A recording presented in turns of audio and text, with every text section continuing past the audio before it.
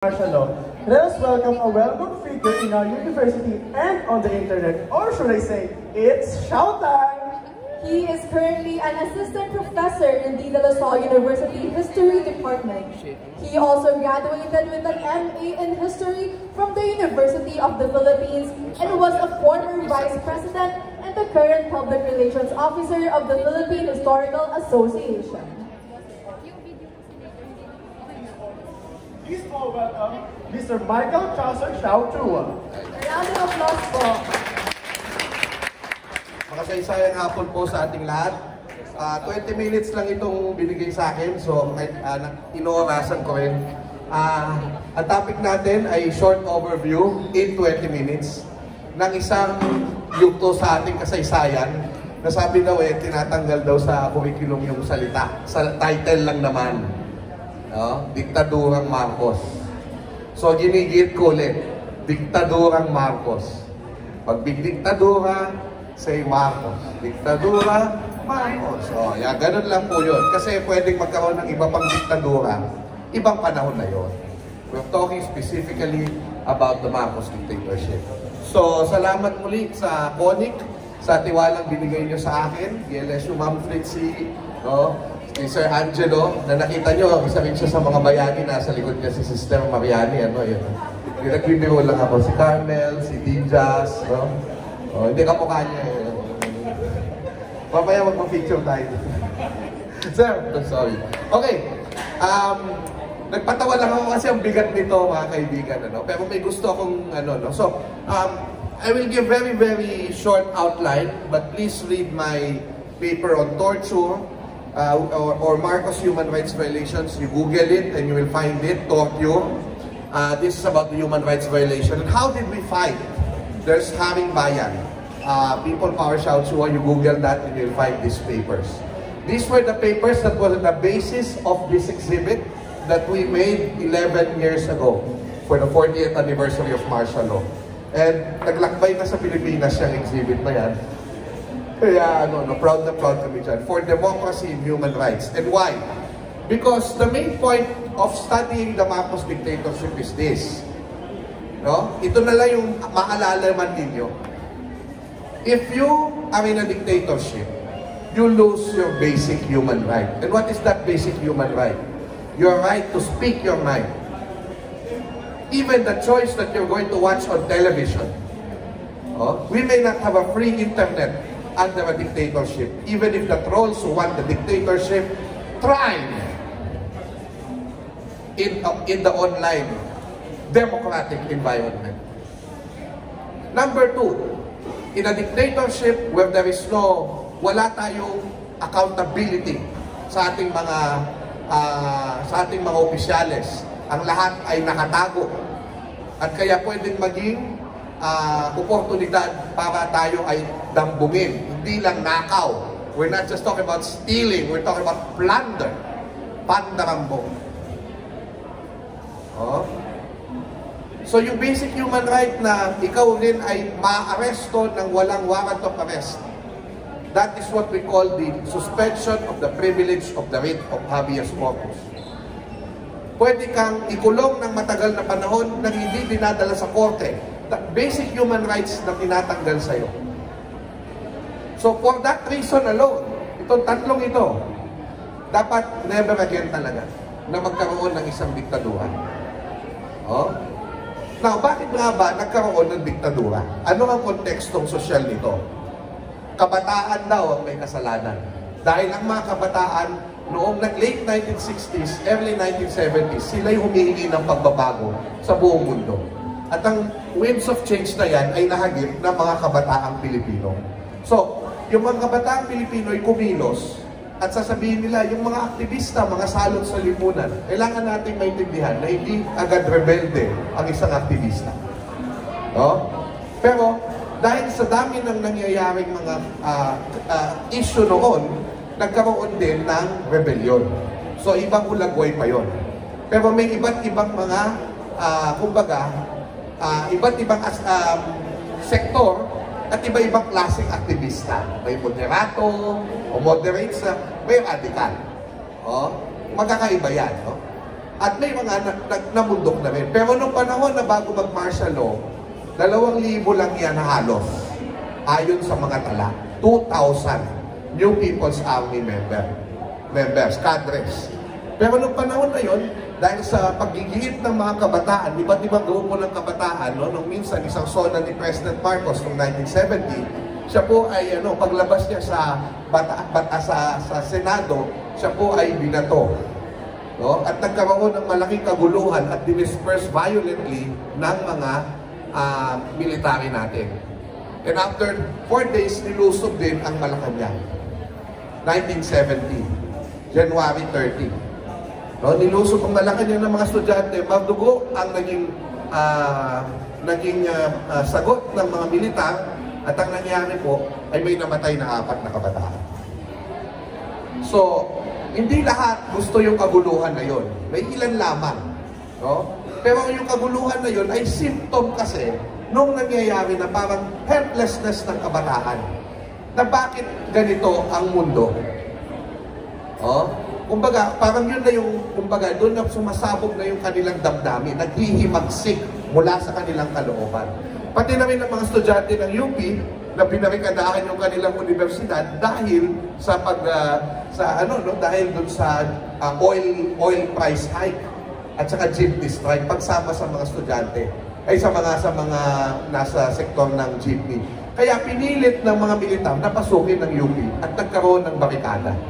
No? At yun yung tinatawag na Diliman Commune. Isama mo pa yung pagbomba sa Liberal Party, yung opposition party, no? Senatorial candidates, at doon sa rally nila sa Plaza Miranda, 2 granada yung ibinato at sumabog.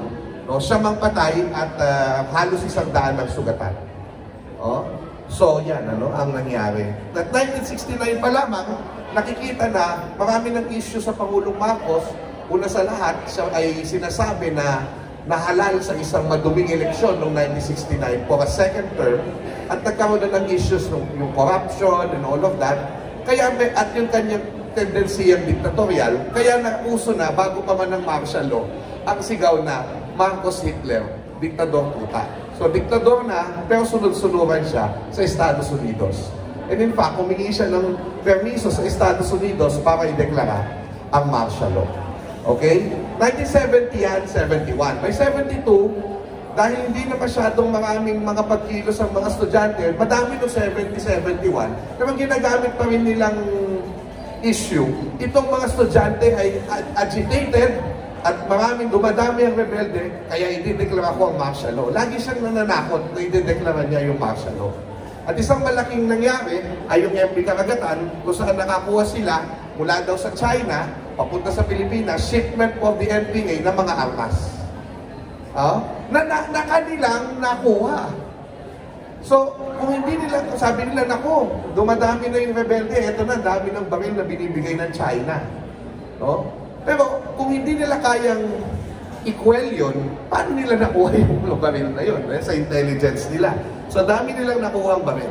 So, ang issue dito, magulo ang Pilipinas, ang rebelde ay mananalo, ang NPA ay take over ang gobyerno. Yun ang issue ni Marcos. Kaya gusto niyang ideklara ang martial law. At ang mga kabataan ay magulo. Dahil kayo humihingi ng pagbabago. Pero, eto na nga nangyari.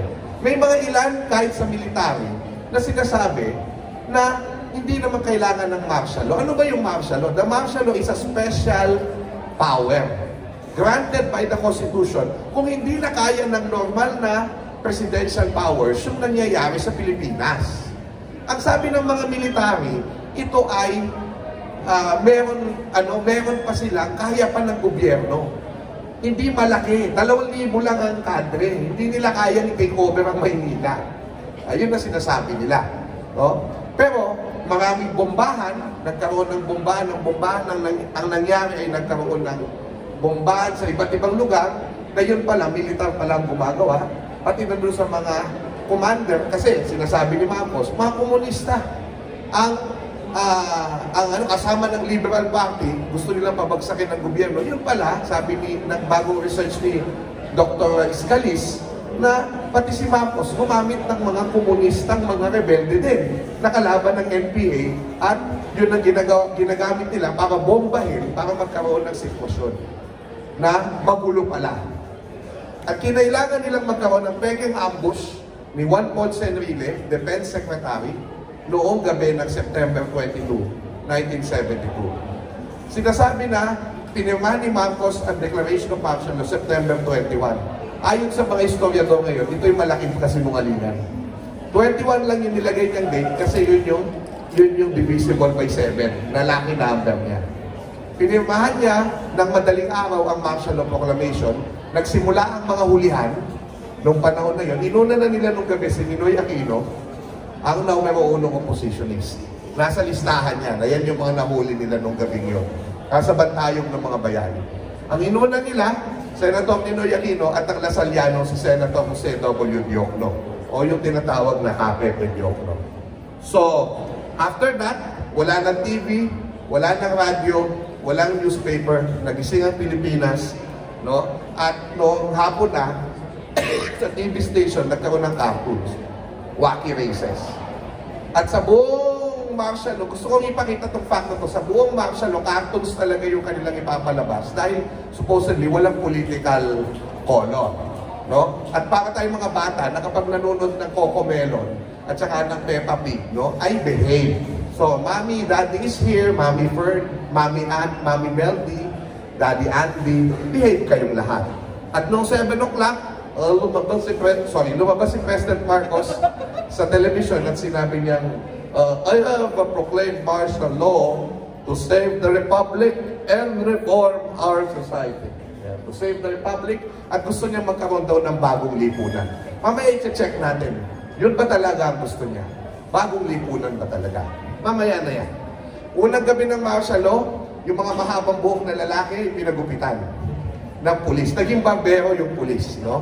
Hindi naman sila nag-aral kay David, o kaya hindi sila nag-aral kay Junior Encarnacion, hindi nyo na sila kilala. Si Fanny Serrano, no? Hindi nyo na sila kilala. Well, may mabuti daw na gawa yung martial law. In a few months, nalansag yung ilang mga private armies. So makikita nyo yung kanilang mga nalansag na mga baril, no?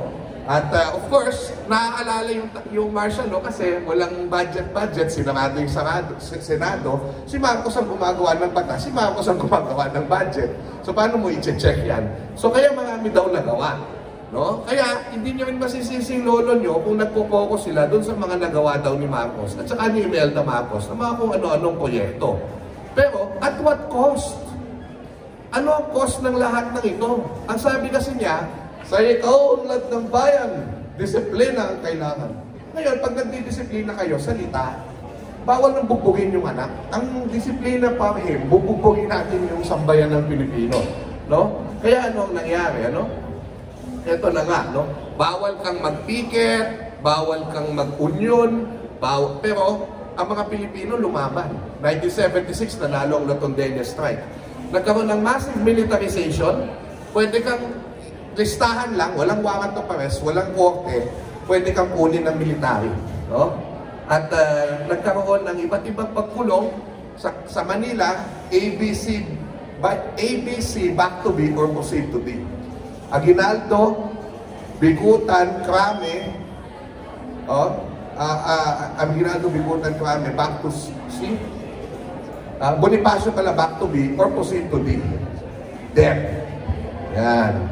Mamamatay ka, no? So, sabi ni Marcos, no one has been tortured, pero kahit si Senator Diokno, nakikita nyo dito, tinitignan niya ang isang insidente ng human rights violation, no? Na kapag tinignan mo, kung i-juxtapose mo yung mga nagawa ni President Marcos, tulad ng electrification of the whole country, kinukuryente din yung mga may sala, maraming torture technique, no? May San Juanico Bridge, na tinatawag, torture technique din yun, no? At marami pa hong iba na huwag na ho natin i-describe. Basahin nyo na lang po yan. At yan, nagpagawa daw ng mga dam. Nagkaroon ng water torture. Kung saan pupunuin ang katawan mo ng tubig, tsaka kabubugugin. So marami po yan na mababasa niyo po sa ilang mga, mga iba't ibang mga, mga publication. O pati ito, ginagamit sa probinsya. Yung mga ganyang kulungan, at after kang torturing ng mga 2 linggo, na araw-araw ginagawa sa'yo, gabi-gabi, eh ikukulong ka na, i-detain ka na. Oh? Si Sister Marian, kapag kayo ganyan eh, parang gusto nila, utang na loob nila sa'yo kung bakit ka nabubuhay. Kasi pwede ka na nilang patayin, pero dahil binuhay ka pa nila, parang kailangan ngayon, papakawalan ka nila, mag-report ka ngayon every week sa sundalo. Oh, lahat ng activity mo, sasabihin mo. At kapag gano'n, mawawalan ka na ng kaibigan, iiwasan ka na ng mga tao, at dahil marami na umiiwas sa'yo, dahil nga baka ituro mo sila sa militar, mararadicalize ka na. At marami ang ganitong nangyari. Imbis na kumonti yung NPA, sabi ni Marcos, lalansagin natin yung NPA.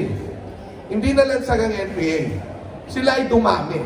From 2,000 to 25,000 by 1986. So, yun po yung isang failure ng martial law. Pero si Sister Mariani, isang Lasalliano pala siya, siya po ay tumulong sa mga walang gustong kumausap ng mga detainees at sila po ay tinulungan niya at sila po ay kanyang inaruga, kumbaga. Okay. Pero, yung pinakamatindi dyan, syempre, yung kayo po ay mamatay.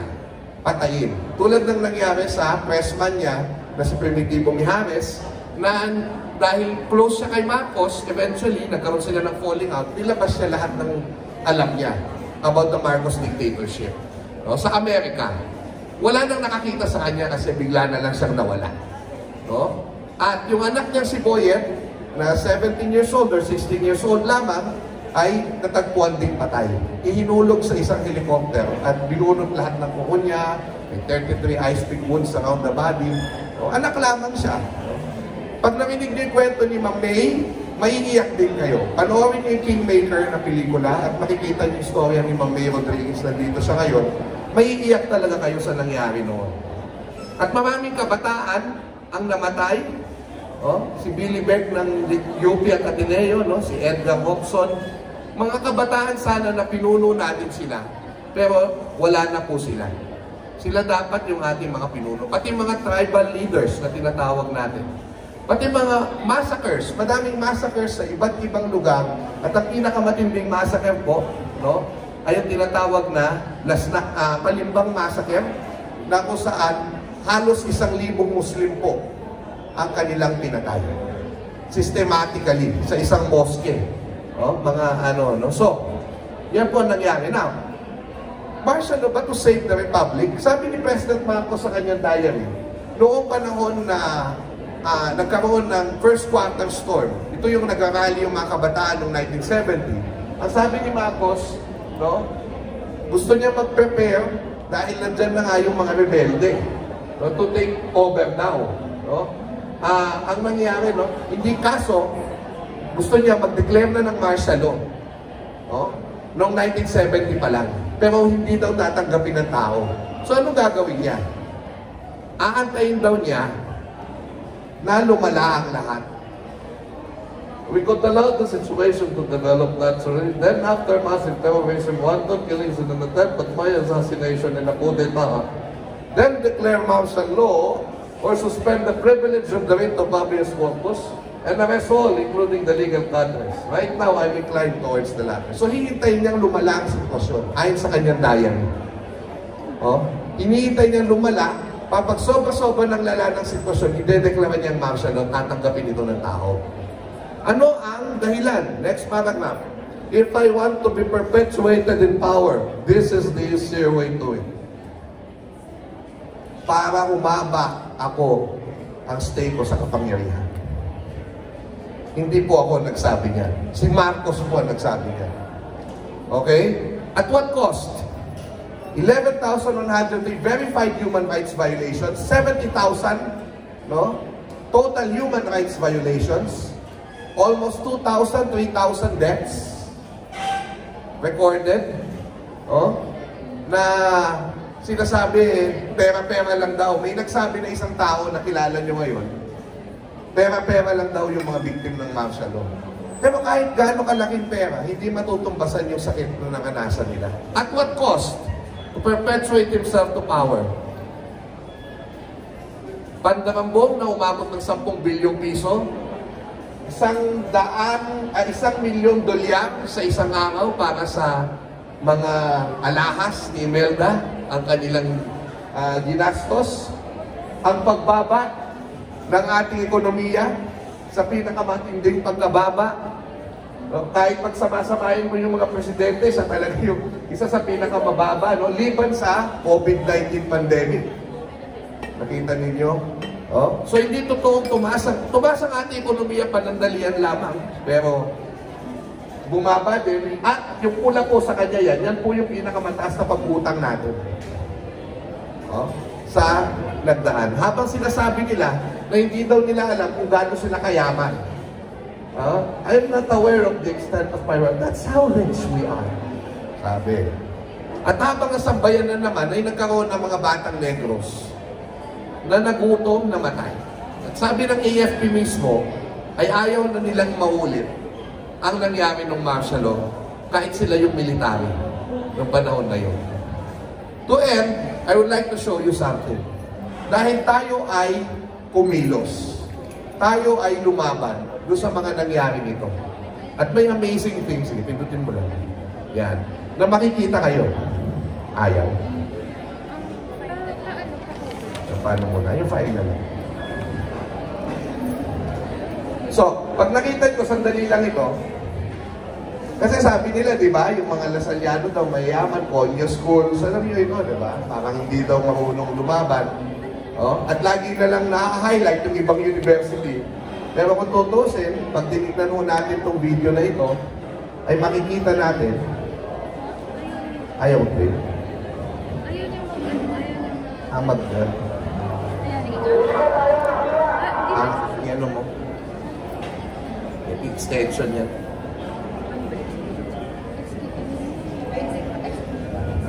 Extension. Maganda sana to kasi saglit lang ha. Ayan. Okay, sige, paki-play po. Ayan. This is 1976 in the middle of martial law. Bawal ang rally, bawal magmarcha. No?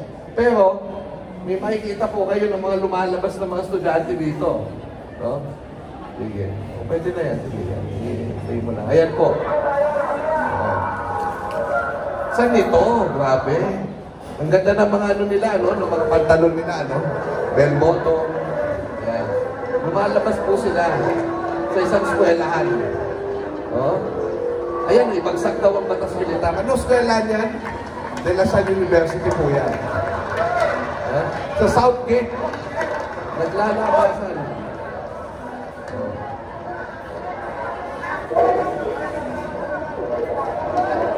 Kita nyo? Alam siguro ng admin yan kasi ang dami nila eh. At sila ho ay hinarang. Pero sila yung sumakay sa bus at tumuloy sa Plaza Miranda. Okay? Okay. So yun. So, pakibalik sa PowerPoint. So to end, gusto ko lang hong kilalanin na ang Lasal, tayo ay mayroong legacy o pamana ng katapangan, kagitingan. May mga Jose W. Diok na tayo, may mga Sister Mariani, may mga Lorenzo Tanyada. Hindi ako makapaniwala na si Ben Cervantes ay kino-commemorate natin kanina dahil kaibigan ko siya. Sila po yung mga taong nabuhay, no? Nakipaglaban tulad ninyo na gusto ng isang mas magandang lipunan. So, para magkaroon tayo ng mas magandang lipunan, hindi pwedeng kalimutan ang nakaraan. Pwedeng magpatawad, pwedeng mag-move on, pero hindi pwedeng mag-move on kung walang hustisya at walang pag-alala sa kasaysayan. Isang krimen ang makalimot. Dahil pagka tayo'y nakalimot, mauulit sa mga kinabukasan ang masamang mga pangyayari. So, mabuhay ang Lasal, mabuhay tayo na.